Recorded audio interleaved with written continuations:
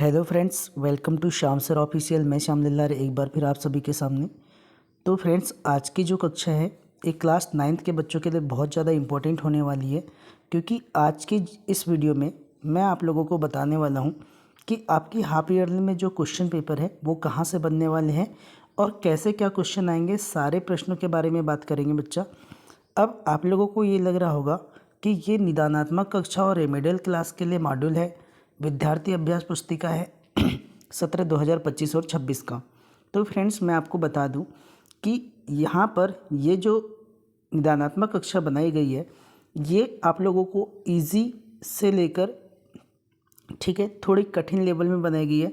मतलब यहाँ पर उन बच्चों के लिए भी प्रश्न हैं जो बच्चे कभी पास नहीं हो सकते, और उन बच्चों के लिए भी प्रश्न गिवन है जो इसको पढ़कर बहुत अच्छे से वो अपने रिजल्ट में सुधार लेकर आ सकते हैं।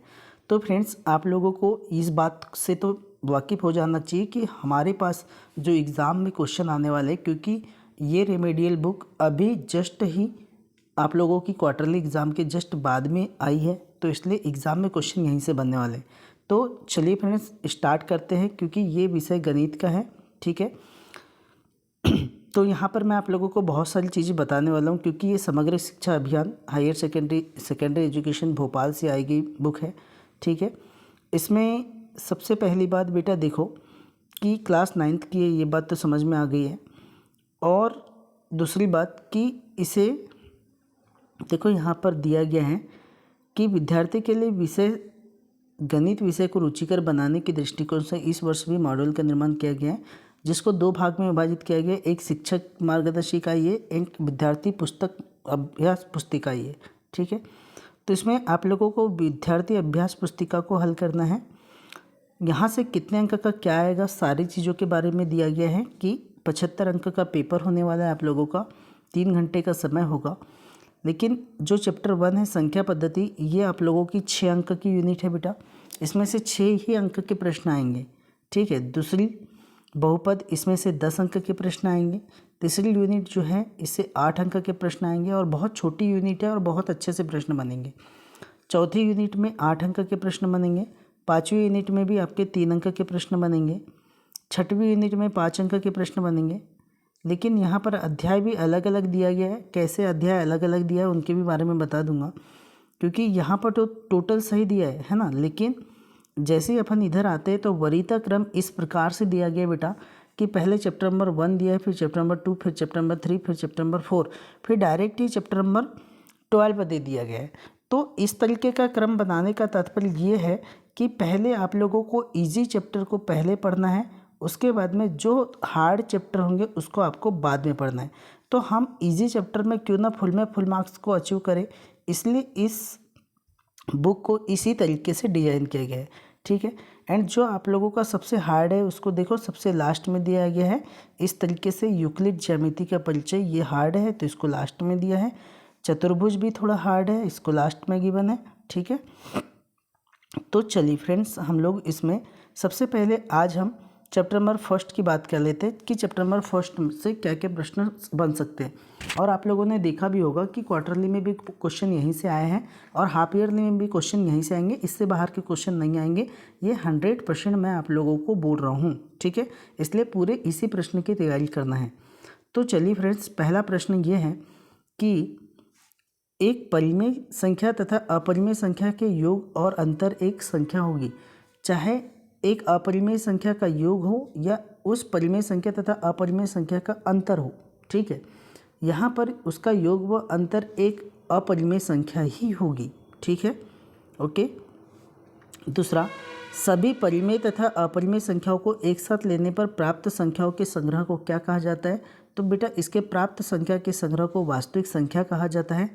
ठीक है, क्वेश्चन नंबर 3 देखिएगा, 2 परिमेय संख्याओं के बीच में कितनी परिमेय संख्या होती है? तो 2 परिमेय संख्याओं के बीच में अनंत परिमेय संख्या याद की जा सकती है। ठीक है, ऑप्शन नंबर बी।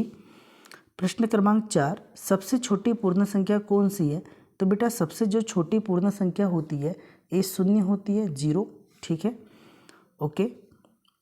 इसके बाद में आपको रिक्त स्थान की पूर्ति करने वाले से संबंधित प्रश्न दिए गए।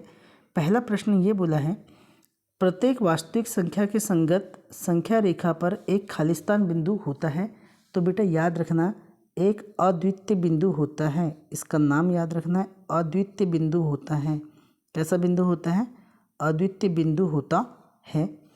एक खालिस्तान संख्या का दशमलव प्रसार शांत या अनवसानी तथा आवर्ती होता है। ठीक है, तो बेटा यहाँ पर आता है कि एक परिमेय संख्या, कौन सी संख्या? एक परिमेय संख्या का जो रेशनल नंबर होता है, उस परिमेय संख्या का दशमलव प्रसार एक तो एक शांत होगा, अनवसानी होगा और आवर्ती होगा। ठीक है, क्वेश्चन नंबर 3 दिया है कि एक अपरिमेय संख्या का दशमलव प्रसार कैसा होता है? तो बेटा जो अपरिमेय संख्या होता है उसका जो दशमलव प्रसार होता है वो नॉन टर्मिनेटिंग रिपीटिंग होता है। तो आप लोगों को इसको हिंदी में लिखना है अनवसानी, अनवसानी। ठीक है, आवृत्ति होता है। नॉन टर्मिनेटिंग मतलब वो कभी भी टर्मिनेट नहीं होता। ठीक है, अब यहाँ पर दिया गया है कि प्रश्न क्रमांक 4, 100 की पावर 1/2 की पावर 2 का मान क्या होगा? तो देखिए फ्रेंड्स, इसको हल करते हैं। 100 को मैं ऐसा लिख सकता हूँ 10 की पावर 2 की पावर 1/2।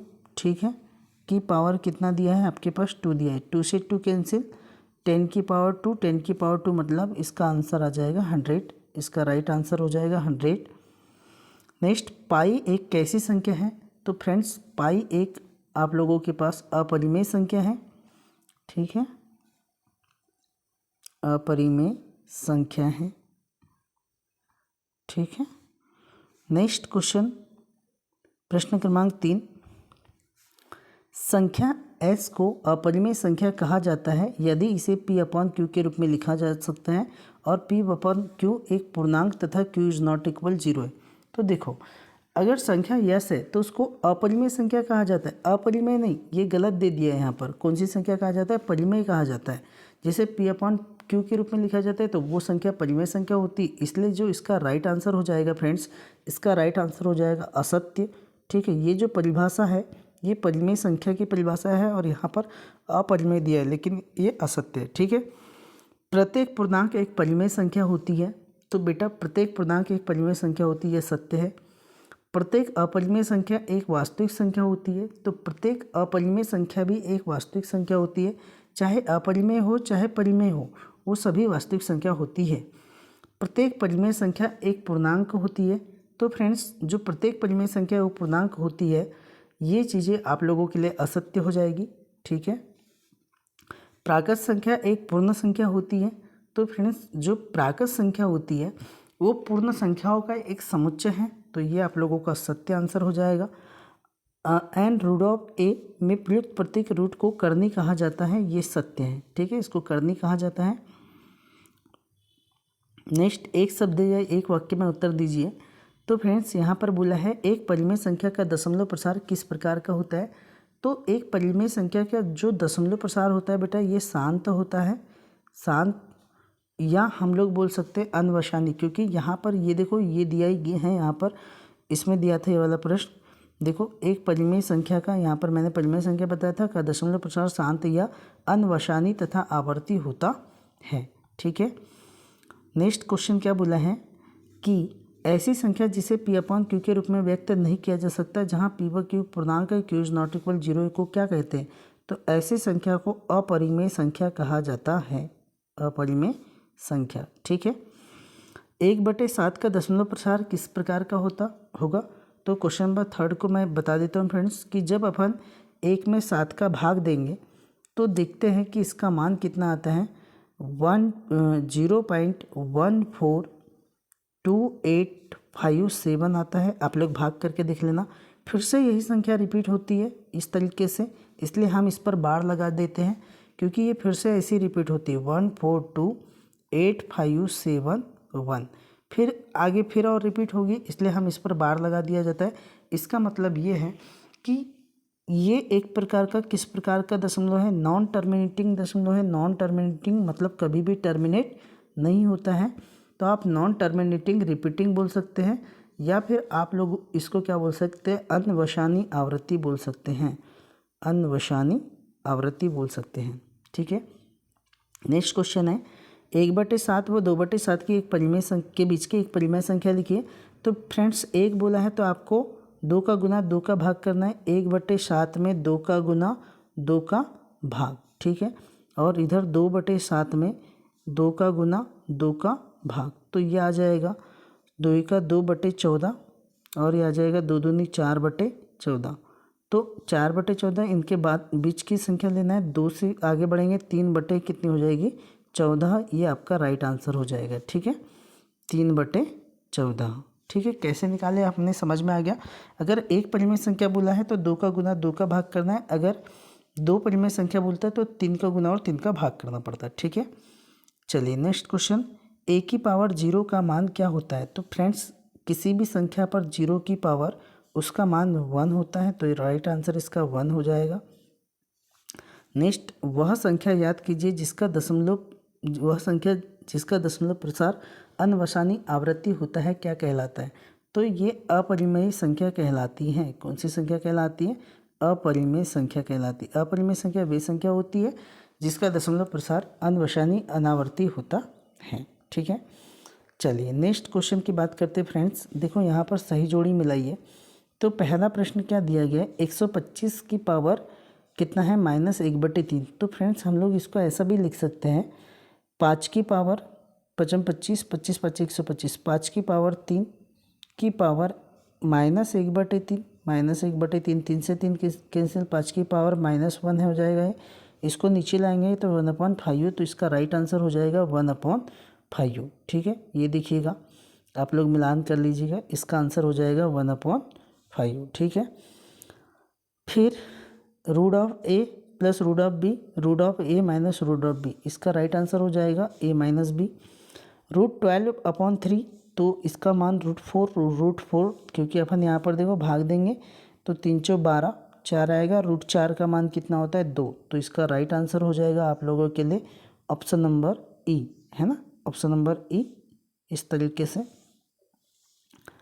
हाँ, ये यहाँ पर चौथा प्रश्न दिया गया है कि a की पावर m है और a की पावर n है। अगर दोनों का बेस सेम है तो जो इसकी पावर होती है बेटा ऐड हो जाती है, तो इसका राइट आंसर हो जाएगा आप लोगों के लिए a की पावर m + n। फिर बचा लास्ट क्या, a की पावर, इससे आधारित अभी भी गणितीय प्रश्न आगे देखेंगे। a की पावर m है और इनकी पावर 1/n है। इसका मीनिंग ये है कि a की पावर m/n हो जाएगा, तो इसका राइट आंसर हो जाएगा ऑप्शन नंबर ए।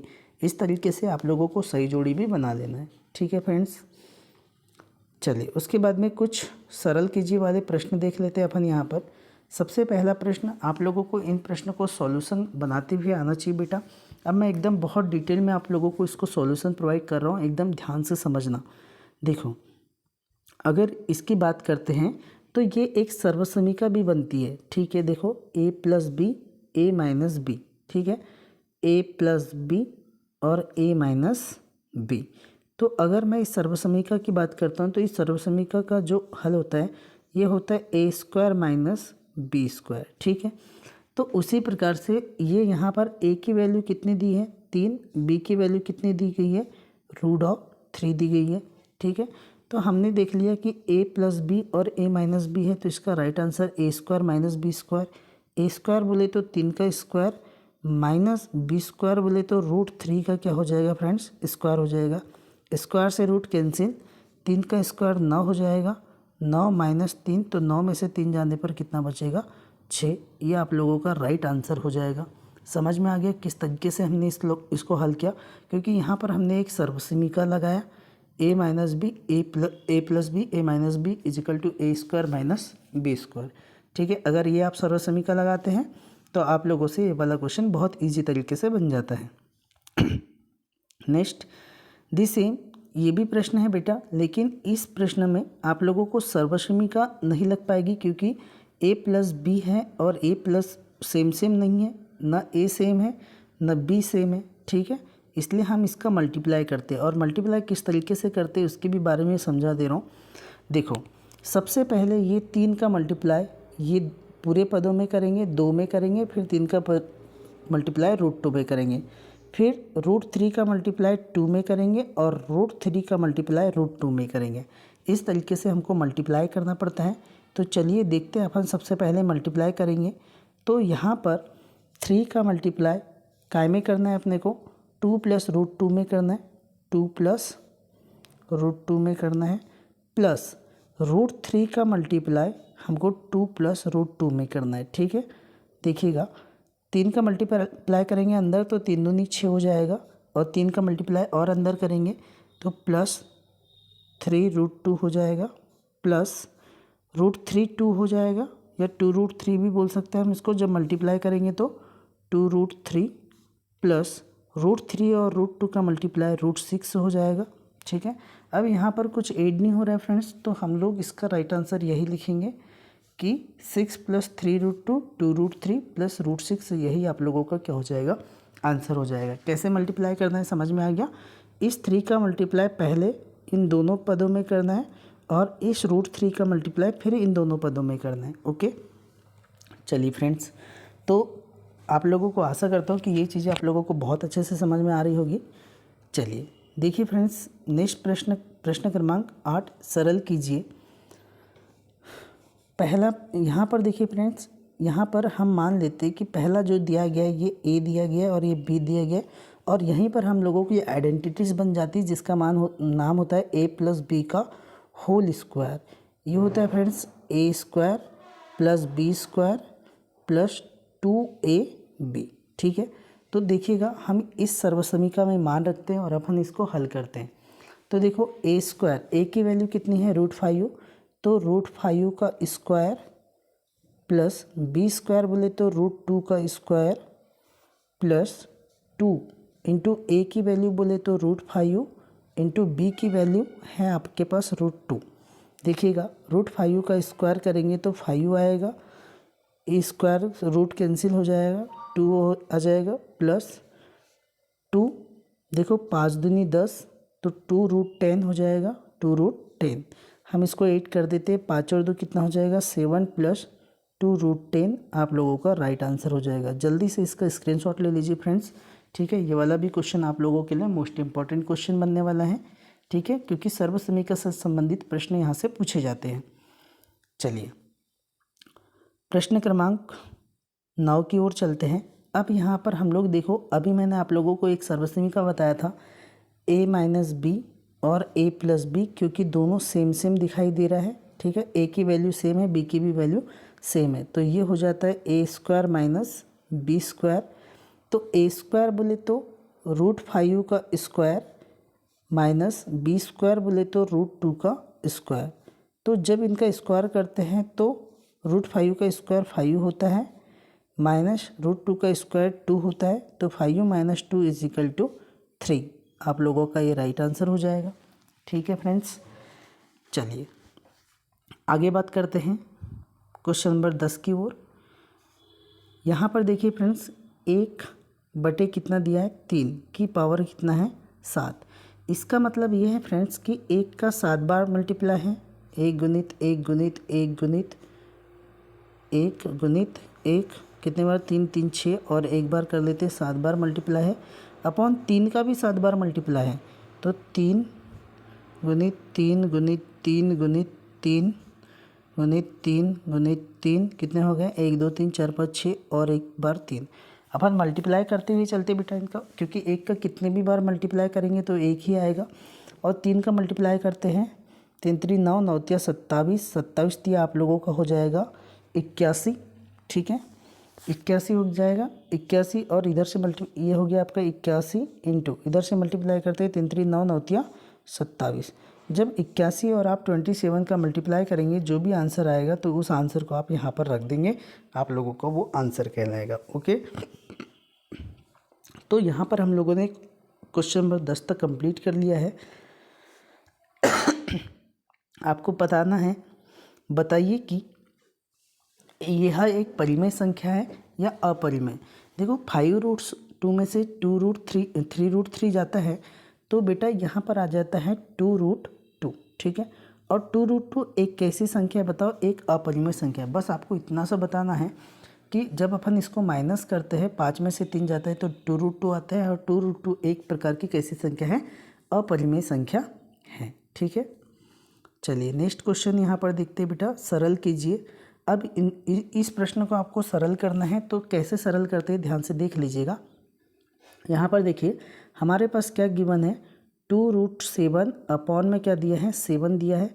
तो बेटा यहाँ पर मैं ऐसा कर सकता हूँ, 2√7 ऊपर में जैसे का वैसा, अपॉन में 7 को मैं लिख सकता हूँ √7 इंटू √7, क्योंकि √7 का 2 बार मल्टीप्लाई करेंगे तो हम लोग कितना प्राप्त होता है, 7 प्राप्त होता है।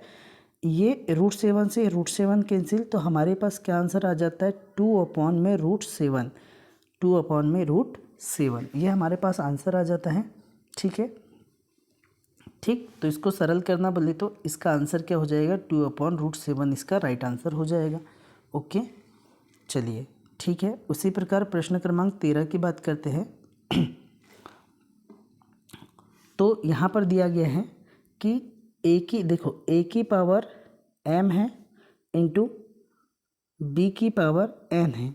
तो जब भी हम इन प्रश्नों को हल करते हैं तो हम यहाँ पर देखते हैं कि a की पावर a इंटू, अगर मैं इसको बात करूँगा तो ये हो जाएगा ab की पावर, ab की भी पावर m है, ab की पावर हो जाएगा m। तो a का मतलब है 7 की पावर 1/2 इंटू 8 की पावर 1/2, तो ये बराबर हो जाएगा 7 इंटू 8 की पावर 1/2। तो 7 8 हो जाएगा बेटा 56, 56 की पावर हो जाएगा 1/2। ये आप लोगों का राइट आंसर हो जाएगा। ठीक है, प्रश्न क्रमांक 13 का भी हम लोगों ने सॉल्यूशन देख लिया। इसी प्रकार हम लोग प्रश्न क्रमांक 14 हर का परिमेयकरण करना है। तो हर का परिमेयकरण कैसे करते हैं बेटा, ध्यान से समझ लीजिए। 1/3√7 है, इस हर का ऊपर में भी गुना और नीचे में भी गुना करते हैं। तो हर है आपके पास 3√7 का ऊपर में भी मल्टीप्लाई, 3√7 का नीचे में भी मल्टीप्लाई। जब 1 का मल्टीप्लाई अंश का मल्टीप्लाई अंश से होगा तो देखो क्या होगा, 3√7 अपॉन में कितना हो जाएगा, 3×3 9 हो जाएगा, और √7 और √7 का मल्टीप्लाई करेंगे तो 7 हो जाएगा। यह आ जाएगा आप लोगों को, हम यहाँ से कट कर देते हैं, 3 का 3, 3×3 9, तो ऊपर में आ गया √7 अपॉन में 7 कितना आ गया, 21। ठीक है, यही आप लोगों का राइट आंसर हो जाएगा। ओके, √7/21। चलिए जल्दी से, ये प्रश्न तो अभी मैंने आप लोगों को बताया था कि क्या दिया है फ्रेंड्स यहाँ पर, कि 125 की पावर -1/3 है। तो इसको अपन क्या करना है, ठीक है, हाँ, 125 की पावर -1/3 है, तो मैं इसको ये लिख सकता हूँ कि 5 की पावर 3 की पावर -1/3 लिख सकता हूँ। इसका मीनिंग ये है बेटा, 5 की पावर 3 मल्टीप्लाई आप -1/3, 3 से 3 कैंसिल, तो 5 की पावर कितना आ गया, -1। क्या मैं इसको ऐसा लिख सकता हूँ, 1/5। ठीक है, ये आप लोगों का राइट आंसर हो जाएगा। ओके, तो फ्रेंड्स इतने इजी क्वेश्चन यहाँ पर गिवन है और यही प्रश्न एग्जाम में आपके बनने वाले हैं। ठीक है, चलिए इसके बाद में क्वेश्चन दिया है फ्रेंड्स। तो ये जो क्वेश्चन है, a की पावर m अपॉन में a की पावर n के फॉर्म में दिया गया है, और जब भी दोनों की घात आधार समान होते हैं और भाग देते तो घातें घट जाती, तो इसका मतलब हो जाता है a की पावर m - n। ठीक है, दी सेम हमारे पास दिया गया है 11 की पावर 1/2 और 11 की पावर 1/4। तो हम यहाँ पर करेंगे 11 की पावर m की वैल्यू हो गई आप लोगों की 1/2, माइनस में हो जाएगा 1/4 हम यहाँ पर देखो बेटा एलसीएम लेते हैं, 11 की पावर 4 एलसीएम आ जाएगा, 2 2 ज़ा 4, 2 का मल्टीप्लाई 1 में जो हो जाए, 2 4 का 4 से, ठीक है, 1 बार जाएगा और 1 का गुना 1 से, तो 11 की पावर कितना हो जाएगा, 2 में से 1 गया तो 11 की पावर 2 में से 1 गया तो 1 बचेगा, 1 में कितना आ जाएगा, 4 आ जाएगा। ठीक है, ये आप लोगों का राइट आंसर हो जाएगा। ओके, प्रश्न क्रमांक 16 के बाद में हमारे पास इसी तरीके से प्रश्न 17 भी दिया गया है फ्रेंड्स।